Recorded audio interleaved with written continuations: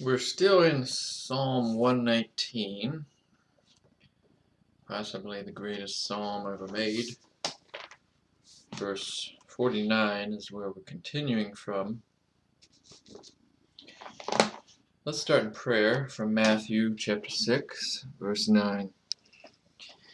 After this manner, therefore, pray ye, Our Father, which art in heaven, hallowed be thy name.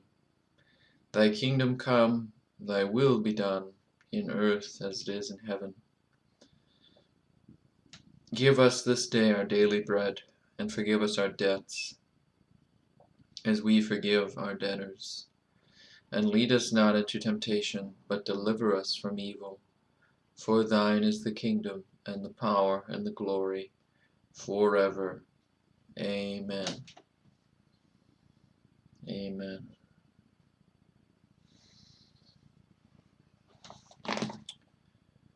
All right. Something that I was thinking of yesterday was that line about liberty. Right there in 45. Verse 45 of Psalm 119. That's what we talked about last time. And I will walk at liberty, for I seek thy precepts.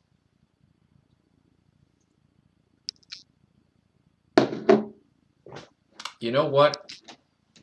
I was thinking to myself yesterday, that line must have been very important to our founding fathers in this country. They knew how important that was. God isn't looking for another robot, as my uncle would put it. Robot. Robot. Who said that? Robot, like robot. Oh, I remember now. That's a Twilight Zone episode, isn't it? Where there's the robot pretty lady, but she's a robot, which they're probably coming out with those. That's also that Futurama joke that that subscriber posted. The Marilyn Monroe robot, Marilyn Monroe. Anyway, God isn't looking for that because that's not real, you know.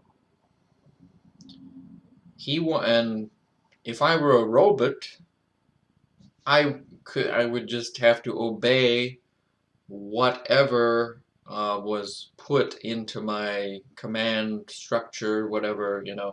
I would have no choice. The problem is choice. See, if I were a robot, God could have made me into a robot if he wanted to, but he didn't. He wanted me and you to choose him.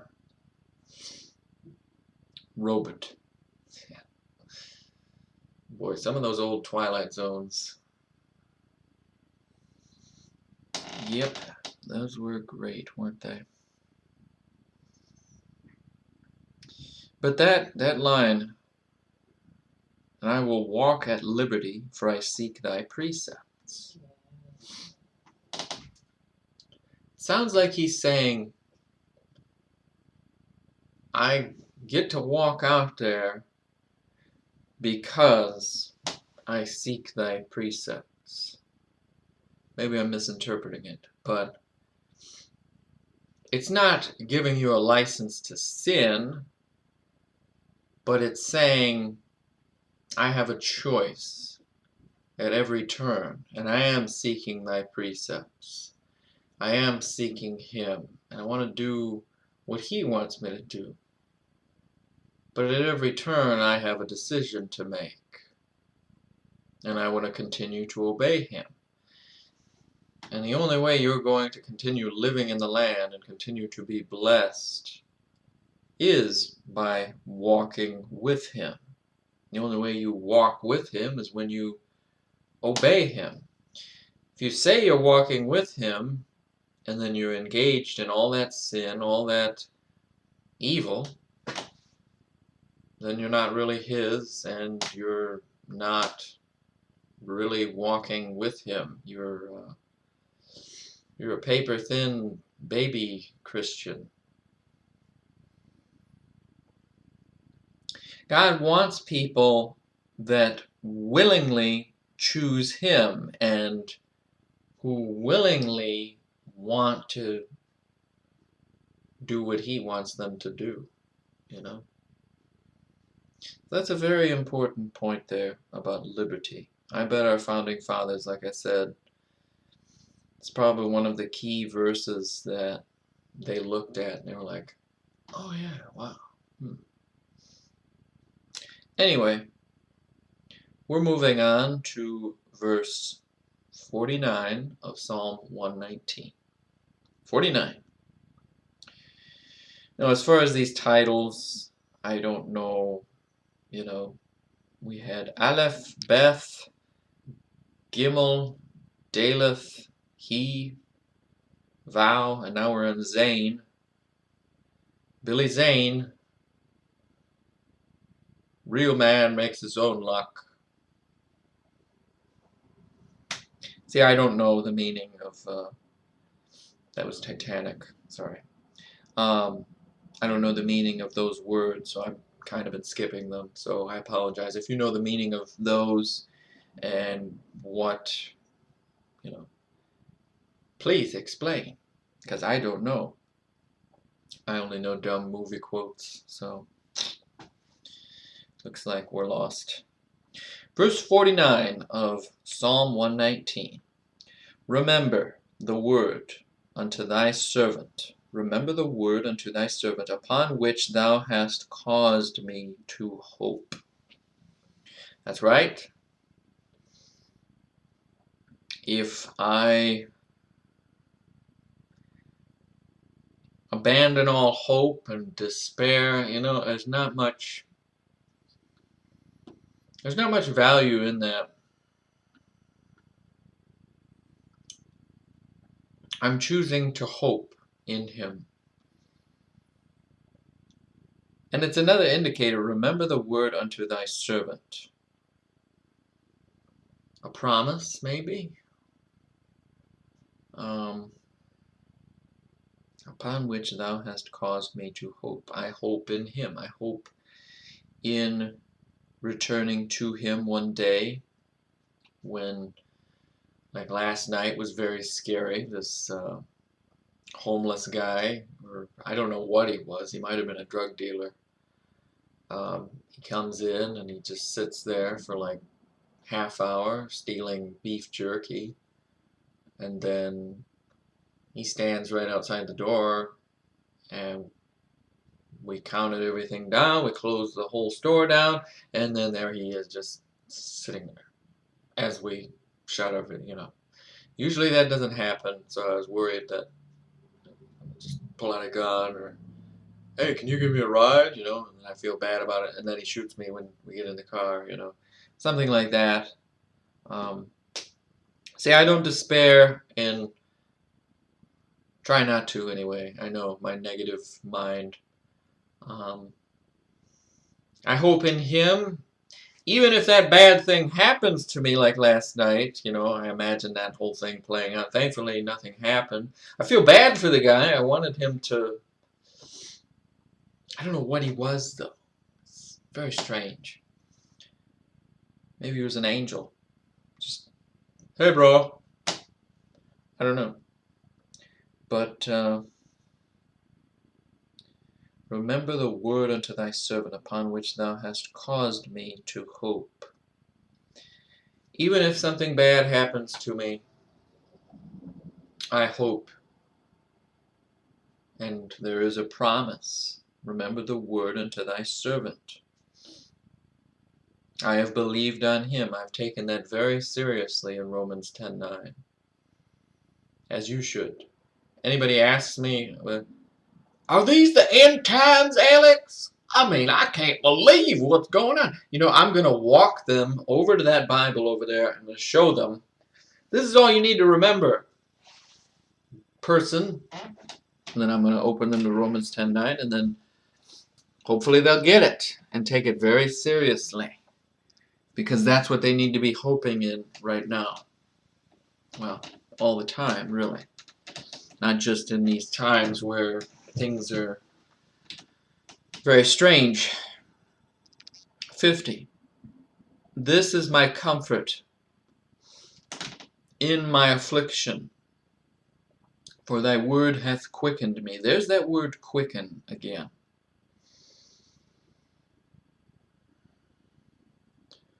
McLeod, the quickening.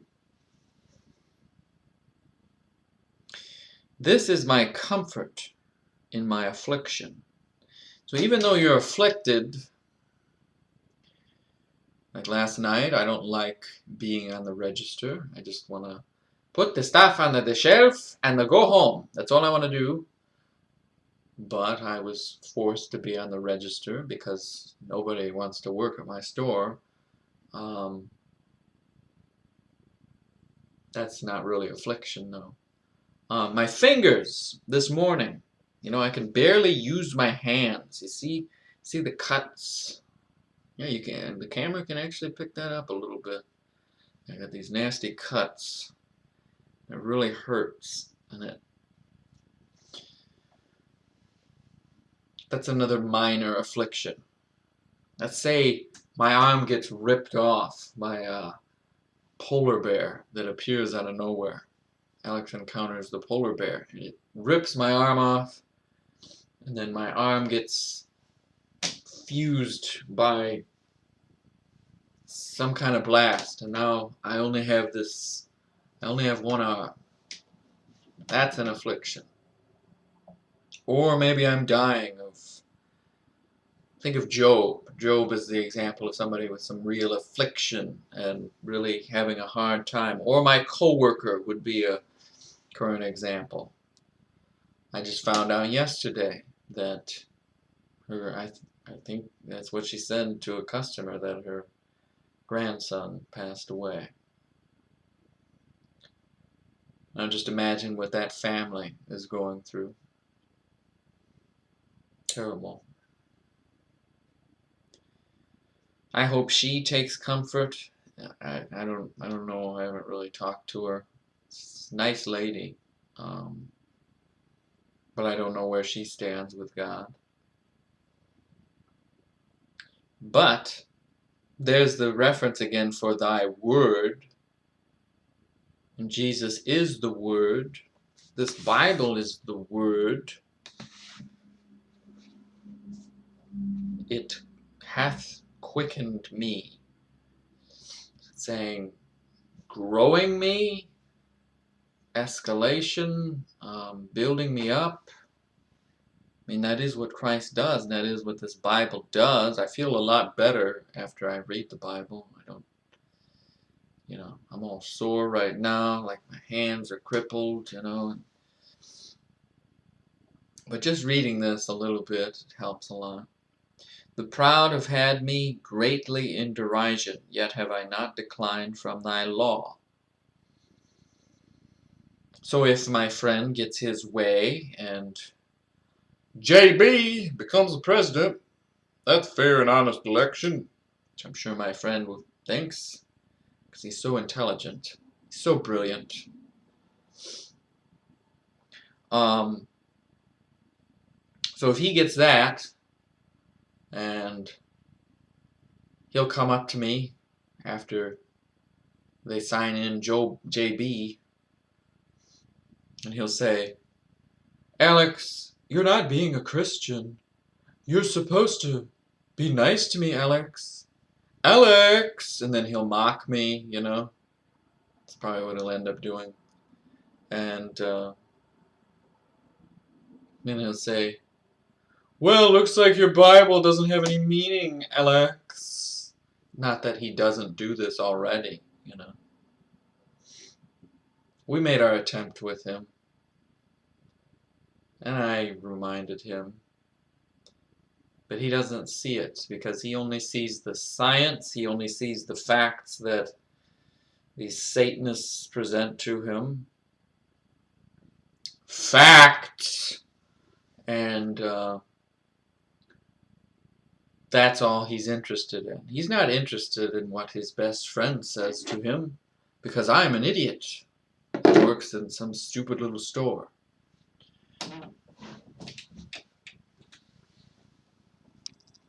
Where was I?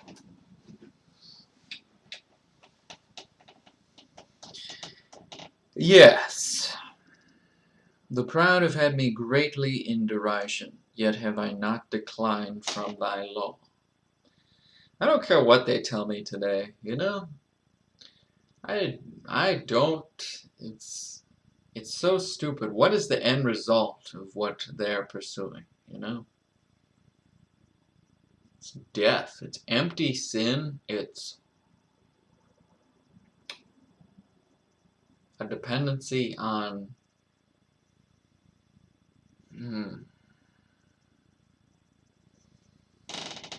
it's not right. I will just have this, I don't know, just have like this sixth sense about something and just know right away. This ain't right, you know? Even though they're like, come on, Alex, there's nothing wrong with this. Come on. And then I'm just like, I want to get out of here.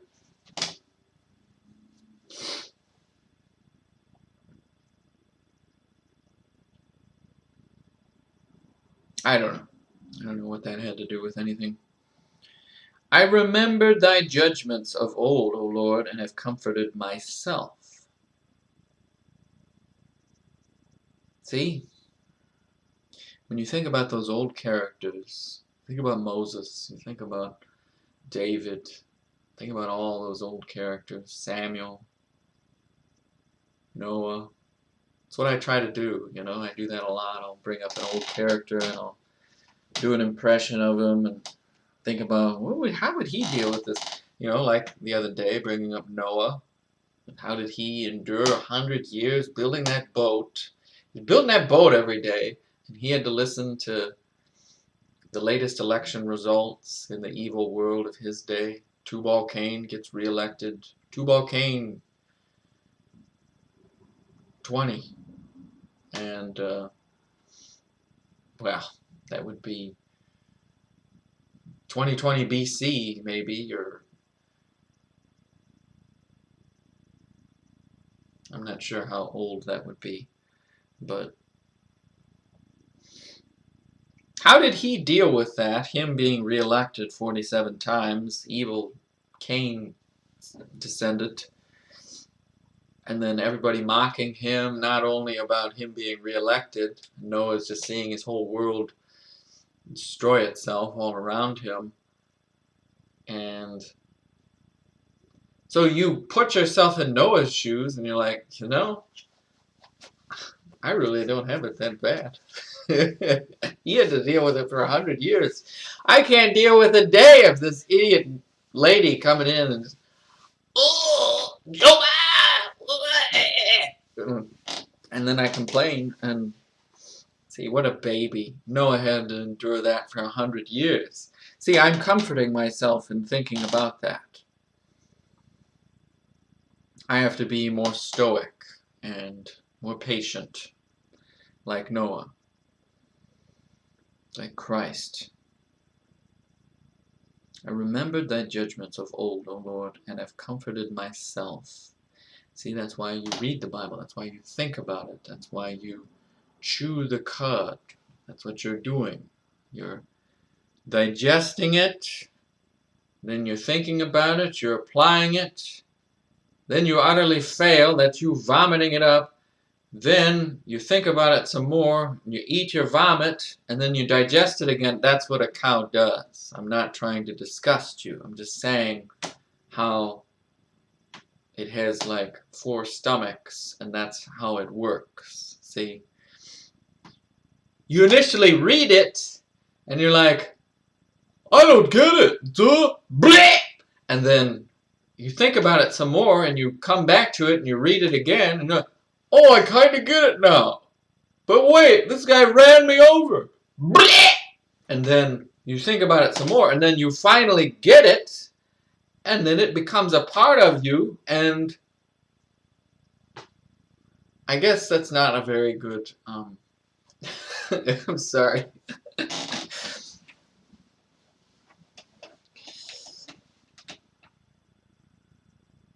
Horror hath taken hold upon me because of the wicked that forsake thy law. Go back to Noah. What was happening at that day? And then who said, as it was in the days of Noah? I think that was Christ. There you go. Horror has taken hold upon me because of the wicked that forsake thy law. That's probably Noah's perspective in that 100 years of building that boat. He's probably observing it, you know. He's got his family, and he's telling his sons, you know, stay away from these people. I'm telling you, it's freak show. Same thing I said earlier, you know. You just have this sixth sense. This is not right here. I don't belong here. I really don't. Like the last time I was with my best friend, he takes me into this gaming place. I don't know. Gaming bar. And go in there. It's like an indicator that there's nothing left, you know. I'm completely uncomfortable. And he's like baffled by my I still have the card that he spent all this money on me to play these games, and it's just not me anymore, you know? It's sad. But it's also good. Sad that the relationship is gone, but good that Christ has made me realize that vain things like that are, it's just what it is. It's vain.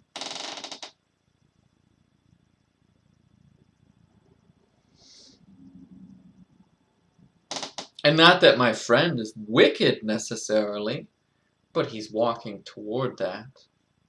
As you become a progressive liberal, you start to justify things that our society wouldn't have allowed, you know, back in the 50s, let's say, you know,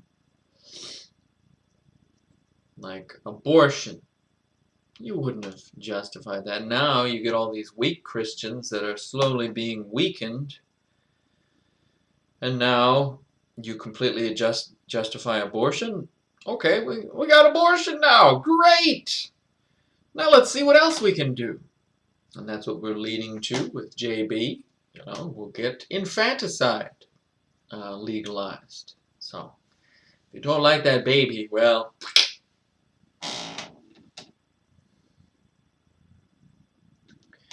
and that's absolute horror, is it not? To think that at one time abortion was illegal, infanticide was illegal. Now it's legal. Horror. Should be absolutely horrifying, but it's not. Because liberal progressives have allowed worldly thinking into their churches. And then the churches have applied loose biblical concepts to things going on, or to their sermons, and then they confuse their audience into justifying stuff that originally would have been considered the worst possible behavior. And so you've created a complete abomination. You've created what Ezekiel is describing when he's going into the temple and there's like demonic statues, or let's use a movie reference. The Name of the Rose. You go into this abbey. You go into the depths of the abbey, and there's like a demon gargoyle room with like demon gargoyle statues all over it. It's just there's like all this mist, and it's like chanting and blood sacrifices and vampires and werewolves and lions and tigers and bears. Oh my! And it's everywhere. It's rampant throughout the abbey. That might even be only a symbolic gesture, but then you look at the behavior of all the friars in the abbey, and you're like Sean Connery, and you're like, this is nuts. Horror! I am absolutely horrified by this. We have to burn this abbey down. Make sure we have to try to save the books. But, well, he doesn't burn it down. One of these satanic vampires burns the abbey down, but he gets some of the books out of the hidden basement before it burns down. But, yeah, we're getting off topic. Horror, absolute horror. Forsake thy law. Thy statutes have been my songs in the house of my pilgrimage. That's why Sean Connery is trying to save those books, because he wants to remember history. He wants to remember the word, the written, the record. He wants to remember those things. If you forget your history, you start to devolve into the satanic, demonic hellhole. That's what that place became in that movie. Name of the Rose is the movie I'm thinking of. I'm sorry. I have remembered thy name. See, how do you remember it?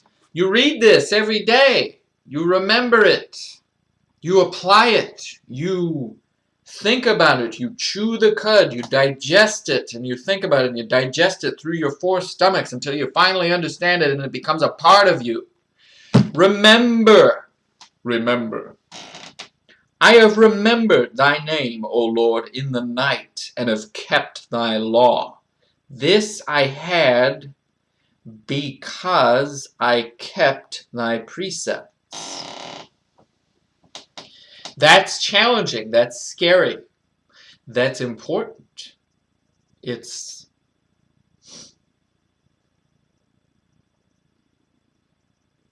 you can think about it for a bit, you know. I'm not saying you can lose your salvation, but it seems to be challenging you there that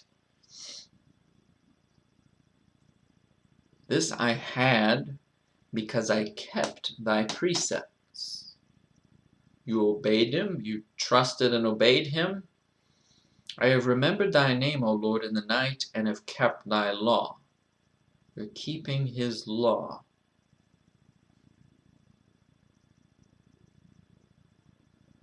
Now, I'm not so bold as to say that I keep the law and I'm always the perfect Christian, you know, that I don't sin, because most of these characters, you go back, Solomon admits, I sinned, who hasn't sinned, you know.